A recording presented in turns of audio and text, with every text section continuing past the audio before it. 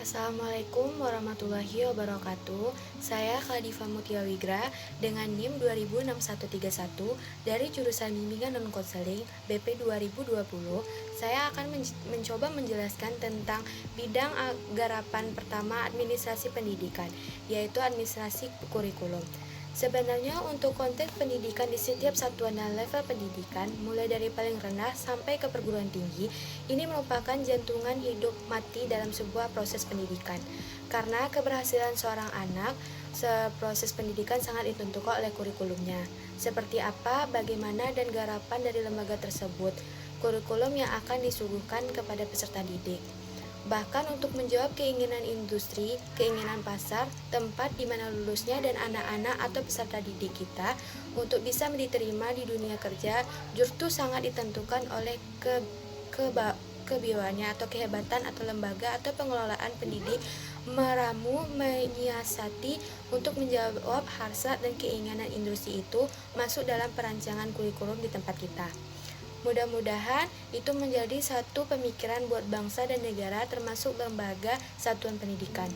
Apakah di sekolah ataupun di perguruan tinggi, jangan hanya berasumsi. Misalnya di perguruan tinggi seringkali ada asumsi karena tak lulus kita diserap sangat sedikit di dunia kerja. Adapun dengan dunia kerja atau justru peserta didik yang sudah wisuda berpikir, saya sudah kuliah sekian lama, sudah menimba ilmu sekian rupa, tapi kenapa saya tidak mendapat peluang atau justru sangat sulit mendapatkan peluang di dunia kerja, apalagi untuk di perguruan tinggi tertentu.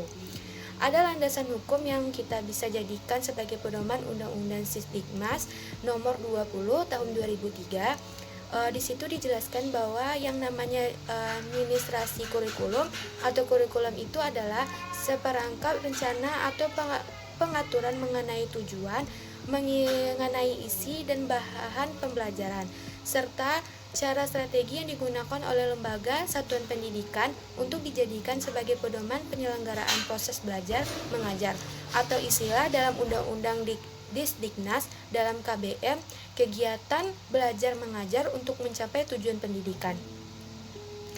Seperangkap rencana dan pengaturan mengenai tujuan isi atau bahan pembelajaran dan cara hal membuat intinya apa buat bukan isinya, tapi lebih kepada seperangkat rencana dalam aturan.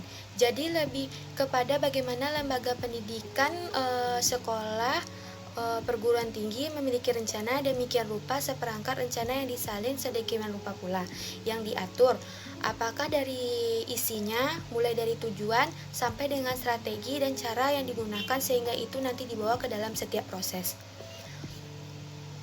Tujuan pendidikan itu bisa dicapai dengan hal dicapai.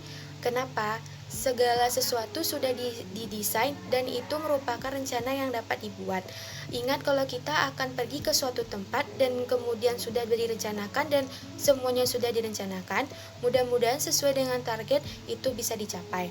Kalau terjadi sesuatu sesuatu di perjalanan yang terjadi, sesuatunya itu saja, bukan tujuan yang jadi masalah, bukan kurikulum menjadi problem, tapi bagaimana proses perjalanan itu. Ada masalah, maka di titik itu yang harus diselesaikan. Hal ini sampai saat ini terkait dengan kurikulum masalahnya. Sama akibatnya kualitas pendidikan yang rendah dari tahun kapan perubahan-perubahan kurikulum selalu terjadi. Pengertian kurikulum itu ada dua kata dari arti sempit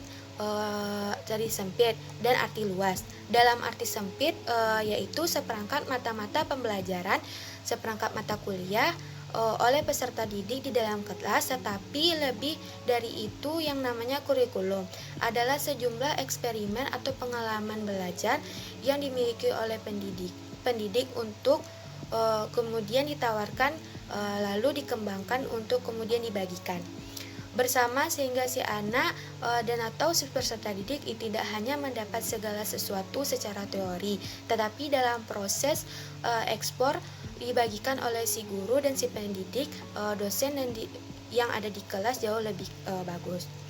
Pengertian dari konsep sempit dan luas arti kurikulum Tapi kita tarik lagi, kalau administrasinya adalah pengaturan, ya kalau bisa diartikan yaitu rencana, administrasi kurikulum, proses minimal yang empat: planning, organizing, actuating, controlling, dan controlling.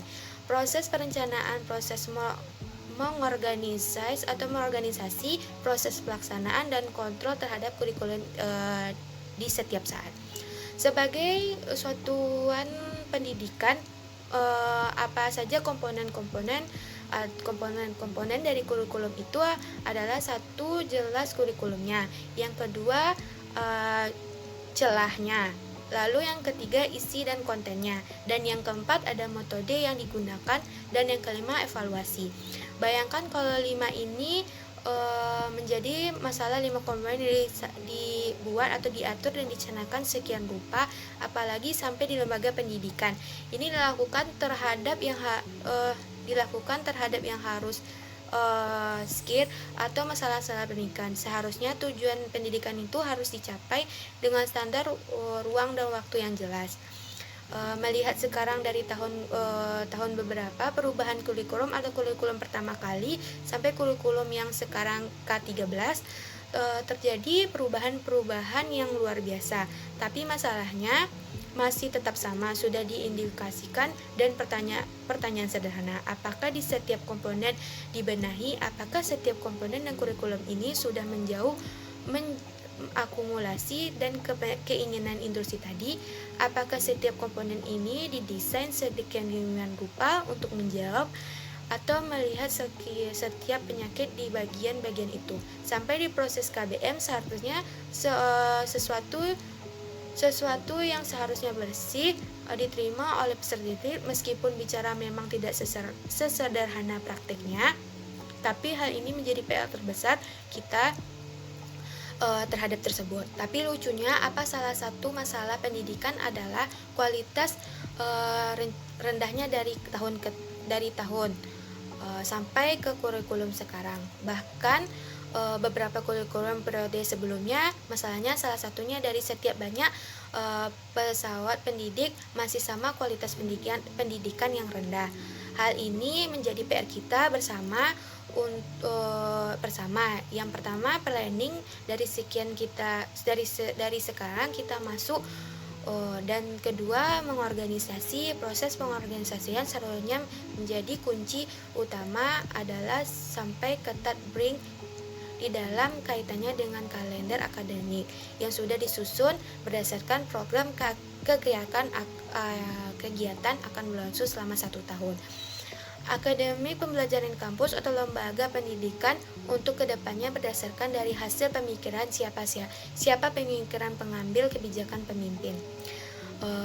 Baiklah, sekian penyampaian materi dari saya, semoga bermanfaat. Saya sudahi dan saya akhiri. Wabillahi taufiq wal hidayah. Assalamualaikum warahmatullahi wabarakatuh.